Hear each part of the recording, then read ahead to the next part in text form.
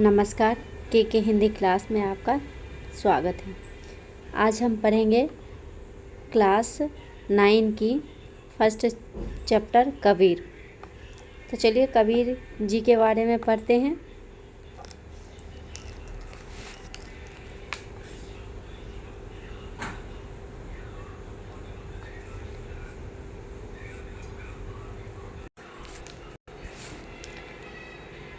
कबीर के जन्म और मृत्यु के बारे में अनेक किंवदंतियाँ प्रचलित हैं।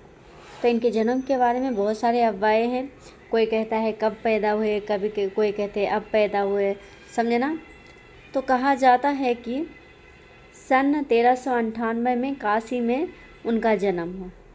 तो कहा जाता है कि उनका जन्म जो है 1398 में काशी में हुआ, ठीक है ना। सन 1518 के आसपास मगहर में देहांत हो गया। उनकी मृत्यु जो है मगहर में 1518 में हुई, ठीक है ना। कबीर ने विधिवत शिक्षा नहीं पाई थी, परंतु सत्संग, पर्यटन तथा अनुभव से उन्होंने ज्ञान प्राप्त किया था। तो कबीर जी ने हम लोग के जैसा स्कूल जाके स्कूली शिक्षा प्राप्त नहीं की, समझे ना। वो सत्संग में गए, पर्यटन मतलब एक जगह से दूसरे जगह घूमते रहे, जिससे उनको अनुभव हुआ, एक्सपीरियंस हुआ, उससे ही वो उनको ज्ञान मिला, ठीक है ना। भक्ति काल निर्गुण संत परंपरा के प्रमुख कवि कबीर की रचनाएं मुख्यतः कबीर ग्रंथावली में संग्रहित है। तो कबीर की जो भी रचनाएं हैं जो कबीर ग्रंथावली में संग्रह किया हुआ है, ठीक है ना। किंतु कबीर पंथ में उनकी रचनाओं का संग्रह बीजक ही प्रमाणिक माना जाता है। परंतु जो है कबीर पंथ जो रचनाएं हैं उनकी, उनमें जो है एक बीजक जो है एक सबूत के तौर पे माना जाता है, समझे ना। कुछ रचनाएं गुरु ग्रंथ साहिब में भी संकलित है। उनकी कुछ रचनाएं, उनके द्वारा कुछ लिखी गई किताबें, कहानियाँ जो भी है गुरु ग्रंथ साहिब में भी दिया गया, ठीक है ना। कबीर अत्यंत उदार, निर्भीक, सद्गृहस्थ संत थे। तो कबीर जो है अत्यंत उदार, निर्भीक, निडर, समझे ना। तो गृहस्थी के साथ साथ संत भी थे, ऐसे कवि थे, समझे ना। राम और रहीम की एकता में विश्वास रखने वाले थे। राम रहीम के जैसे दोस्ती में विश्वास रखते थे वो।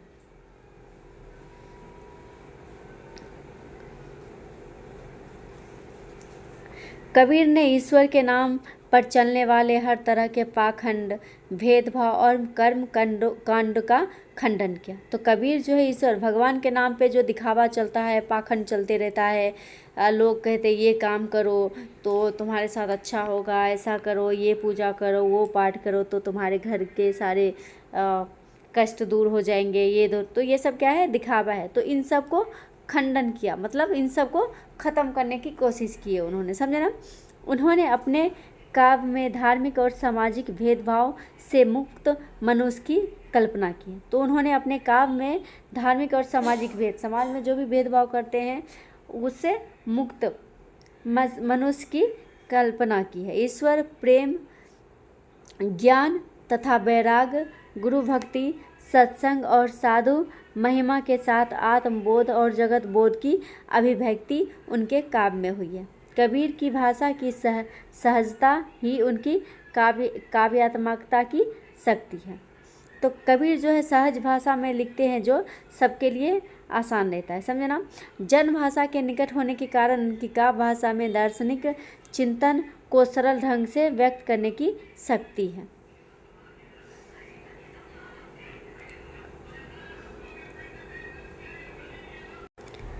चलिए अब पाठ में आते हैं। साखियाँ।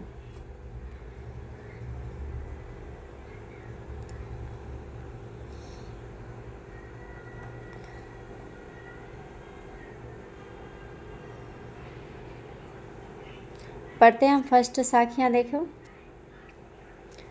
मानव सरोवर सुभर जल, हंसा केली कराही, मुक्ता फल मुक्ता चुगे, अबूरी अनंत ना जाही। तो फर्स्ट दोहा है, देखो। फर्स्ट दोहा में कबीर जी क्या कह रहे हैं, ईश्वर प्रेम जो है मानसरोवर की तरह है। ईश्वर प्रेम क्या है, मानसरोवर की तरह वह पवित्र है, वो एकदम से पवित्र है। जिस तरह से मानसरोवर जो है पवित्र है, उसी तरह से भगवान का, ईश्वर का प्रेम भी पवित्र है। मानसरोवर में रहने वाले हंस और कहीं नहीं जाने की इच्छा रखते, इसी प्रकार तो मानसरोवर में जो हंस रहते हैं वो और कहीं नहीं जाने की इच्छा रखते हैं ना।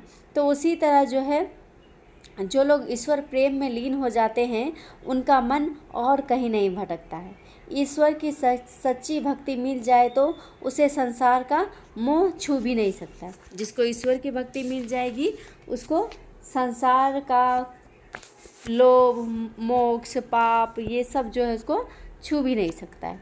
ठीक है।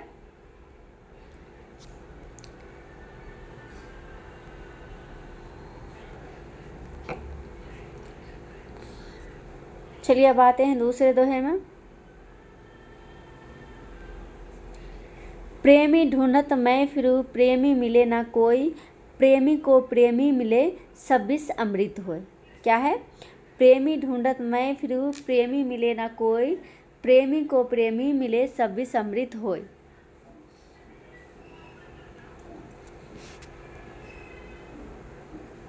तो चलिए इस दोहे का अर्थ पढ़ेंगे हम। इसमें कबीर कहते हैं कि ईश्वर प्रेम का स्वरूप है। ईश्वर जो है प्रेम के समान है, वह सभी प्राणियों से प्रेम करता है। ईश्वर जो है सभी प्राणियों से प्रेम करते हैं। उसे पाना है तो प्रेम करना सीखो। ईश्वर को पाना है तो हमें प्रेम करना सीखना होगा, समझे ना।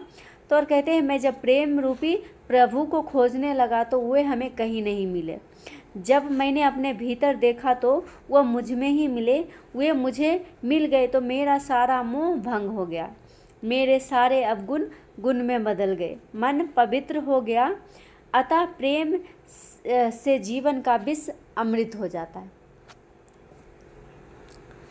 ठीक है। थर्ड दो है, देखिए। हस्ती चढ़िए ज्ञान को सहज दुलीचा डारी, स्वान रूप संसार है भूखन दे झक मारी।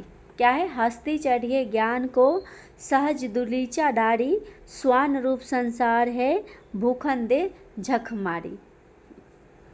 इसमें कबीर क्या कह रहे हैं? हाँ, इसमें कबीर कह रहे हैं कि ज्ञान रूपी हाथी पर हमें जो है सवार करना चाहिए। ठीक है ना। हमें जो है ज्ञान रूपी हाथी पे आराम से बैठ के भक्ति रूपी ईश्वर की भक्ति रूपी यात्रा करनी चाहिए। यात्रा का आनंद लेनी चाहिए। ध्यान रहे कि आपकी भक्ति में किसी प्रकार का दिखावा ना रहे।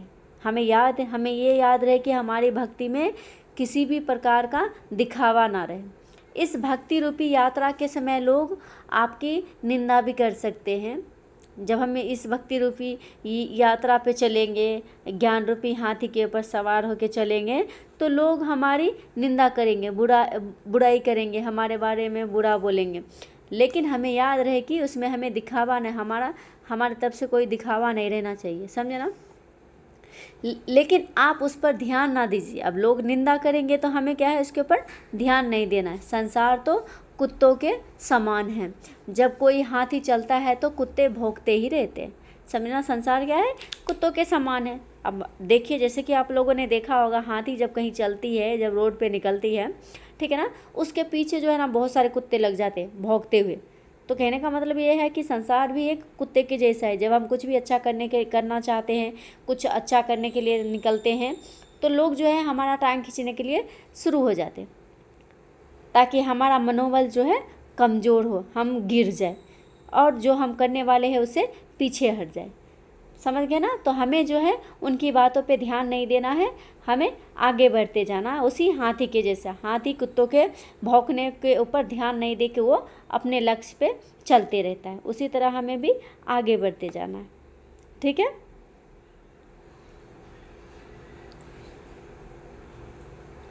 अब आते हैं फोर्थ दोहे। ठीक है।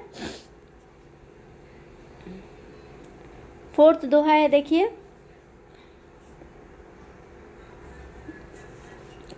पाखा पाखी के कारणे सब जग रहा भुलान, निरफक होई के हरि भजे सोई संत सुजान। पाखा पाखी के करने सब जग रहा भुलान, निरफक होई के हरि भजे सोई संत सुजान। तो इसमें कवि क्या कह रहे हैं कि संसार में लोगों ने ईश्वर को भी बांट रखा है, वो ईश्वर को भी अपने पराये की नज़र से देखता है। पक्ष विपक्ष तर्क वितर्क के कारण आज संसार ईश्वर को भूल चुका है। ईश्वर के बनाए प्राणी आपस में बट गए हैं। एक मनुष्य दूसरे मनुष्य को भेदभाव की दृष्टि से देखता है। तो सच्चा संत वही है जो निष्पक्ष होकर ईश्वर की भक्ति करे, सभी प्राणियों में ईश्वर की झलक देखे। ठीक है।